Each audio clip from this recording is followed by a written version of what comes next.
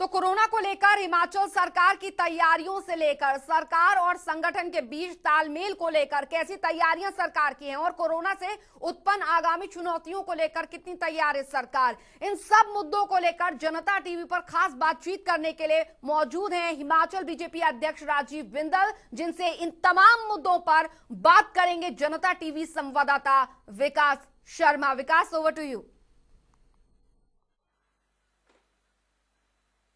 बिल्कुल अंजलि, देखिए हिमाचल प्रदेश में अब कोरोना को लेकर जो है, जिस तरह से कोरोना संकट जो है पिछले लंबे समय से जो है परेशान कर रहा था और कुछ 30 दिन से ज्यादा का समय हो रहा था, तो ये लग रहा था कि अब कंट्रोल कैसे किया जाएगा। लेकिन आज जो हाल फिलहाल की परिस्थितियां हैं, इसमें काफी राहत जो है वो अब कोरोना संकट के बीच लोगों को है, सरकार को है, संगठन को है। अगर बात करें बीजेपी की, क्योंकि बीजेपी के इस समय मेरे साथ मौजूद हैं बीजेपी हिमाचल बीजेपी के अध्यक्ष डॉक्टर राजीव बिंदल। बिंदल साहब, स्वागत है आपका जनता टीवी में। नमस्कार। जनता टीवी और जनता टीवी के माध्यम से प्रदेश की जनता को मेरा नमस्कार। डॉक्टर साहब, आपसे ये जानना चाहेंगे हाल फिलहाल की क्या परिस्थिति है। सबसे पहले आप विधायक नाहन से भी हैं, नाहन के क्या हाल है, सिरमौर के क्या हाल है? मैं सबसे पहले तो मीडिया के अपने साथियों को, भाई बहनों को बधाई देना चाहता हूं, धन्यवाद देना चाहता हूं। जिस तरह से उन्होंने अपने जीवन को संकट में डाल करके और कोरोना महामारी को लेकर के सब तरफ जागरूकता पैदा की, सबको सजग किया, और ऐसे सभी मीडिया के वॉरियर्स को हम सलाम करते हैं, नमस्कार करते हैं।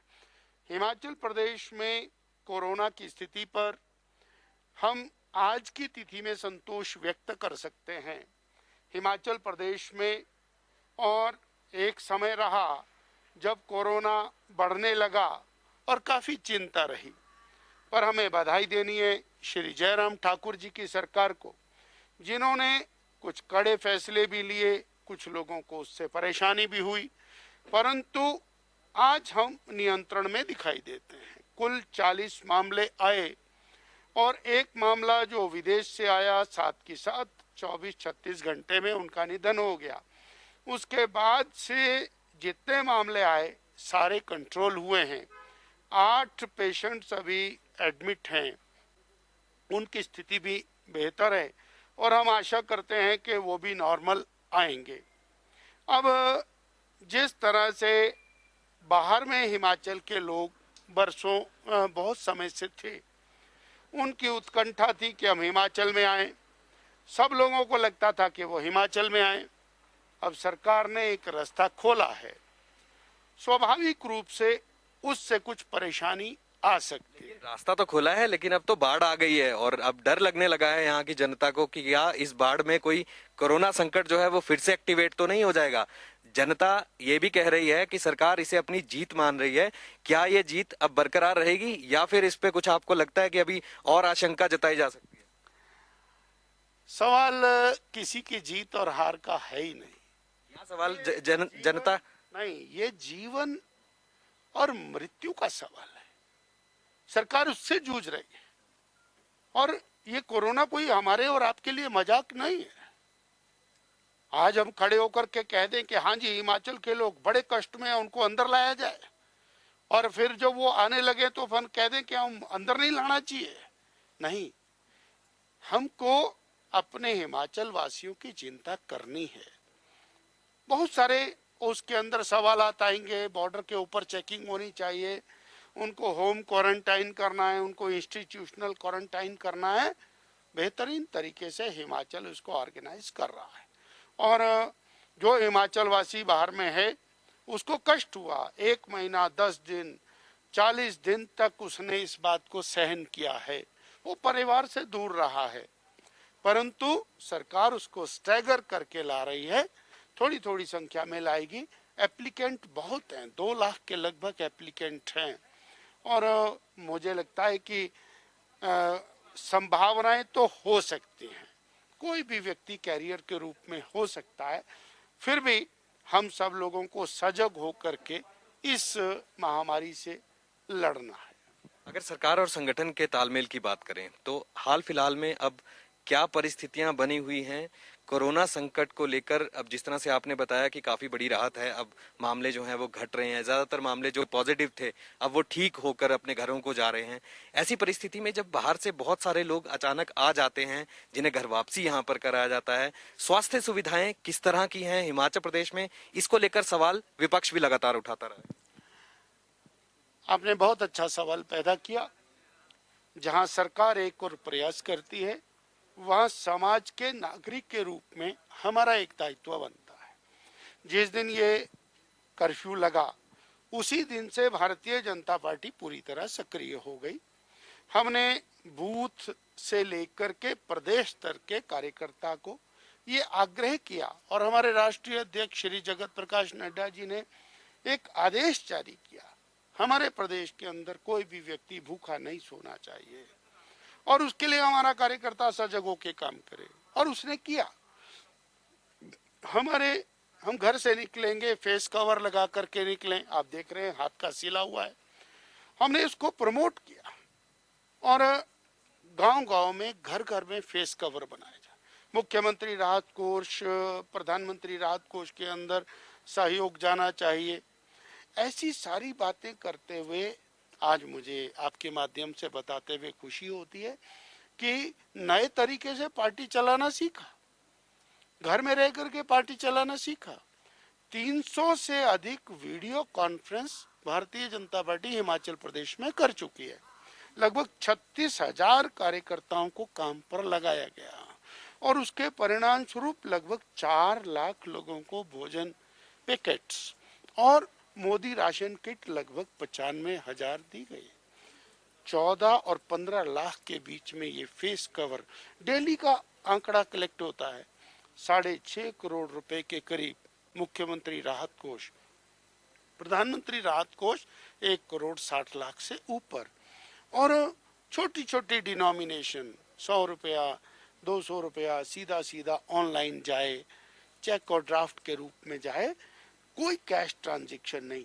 ये भारतीय जनता पार्टी ने और अपने प्रदेश के भाई बहनों के और सहयोग से किया और उनके साथ खड़े होके किया।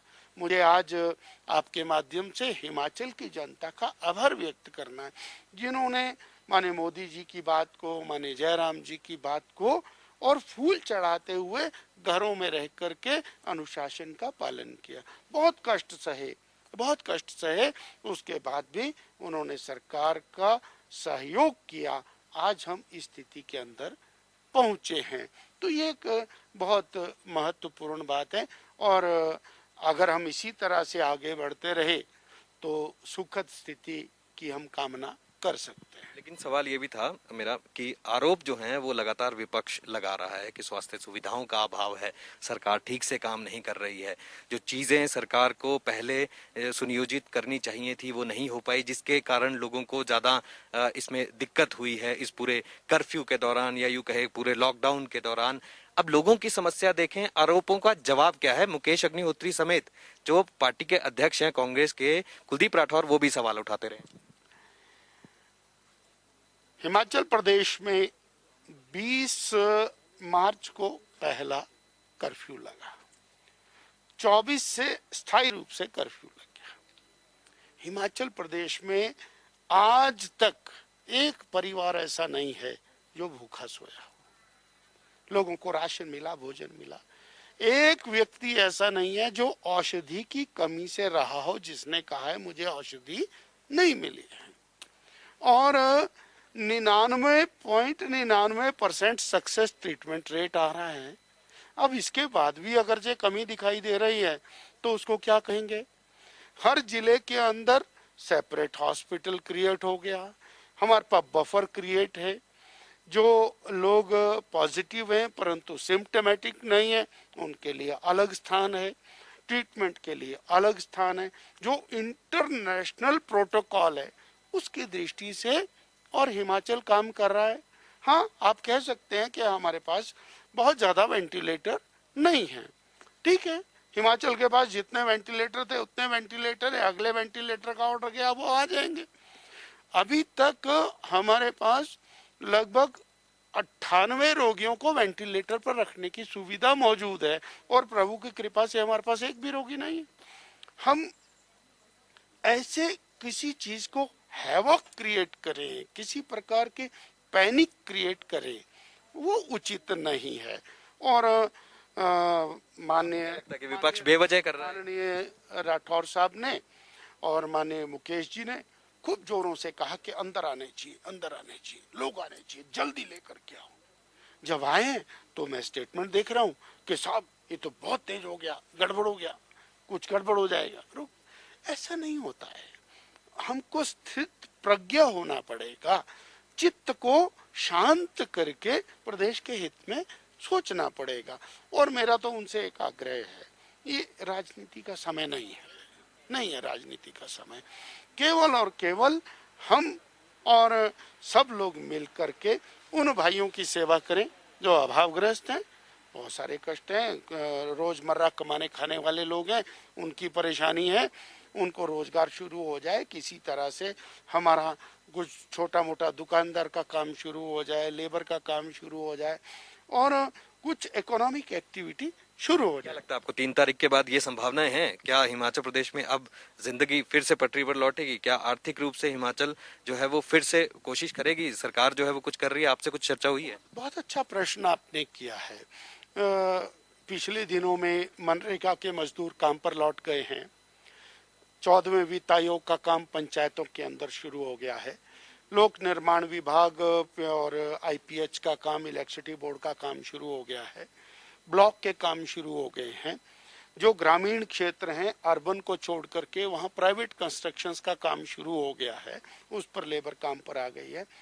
हमें अर्बन एरिया के अंदर कैसे डिस्टेंसिंग रख करके कंस्ट्रक्शंस के काम शुरू करने हैं, कैसे डिस्टेंसिंग रख करके छोटे बड़े दुकानदार को अवसर बिजनेस का देना है, ये सारी चीज़ों के ऊपर गंभीरता से विचार करके और सरकार इसको करने का प्लान कर रही है। मात्र आवश्यकता है कि हम डिस्टेंसिंग कैसे बना करके रखेंगे। अब ट्रांसपोर्ट खोलने का अर्थ है डिस्टेंसिंग खत्म करना। हो सकता है कुछ समय के लिए ट्रांसपोर्ट, पब्लिक ट्रांसपोर्ट ना खुले, परंतु इकोनॉमिक एक्टिविटी, इंडस्ट्री शुरू हो गई हैं।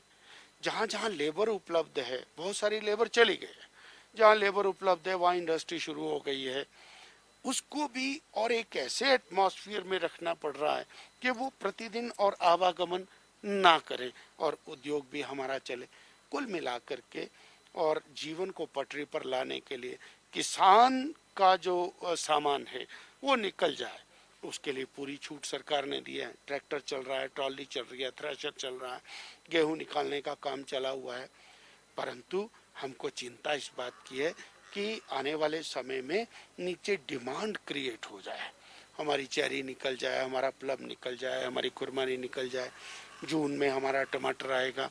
सरकार ने व्यवस्था किया है कि कार्टन्स बनने शुरू हो जाएं, वो सारा काम शुरू हो गया।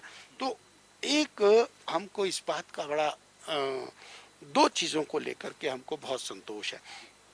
दुनिया के जो विकसित देश हैं उसके अंदर अमेरिका है और यूरोप के देश हैं, इन देशों में सब प्रकार की सुविधाएं हैं। इटली में बेस्ट मेडिकल फैसिलिटीज़ हैं, वहाँ पर इतना भारी नुकसान हुआ है। और भारत में हमारे पास एक नेतृत्व है जिसने, मोदी जी ने, और जो एक्शंस लिए उसके कारण देश बचा। और हमारे जयराम जी ने जो काम किया उसको मोदी जी ने सराहा और नेशनल इंटरनेशनल पेपरों के अंदर वो छाया हुआ।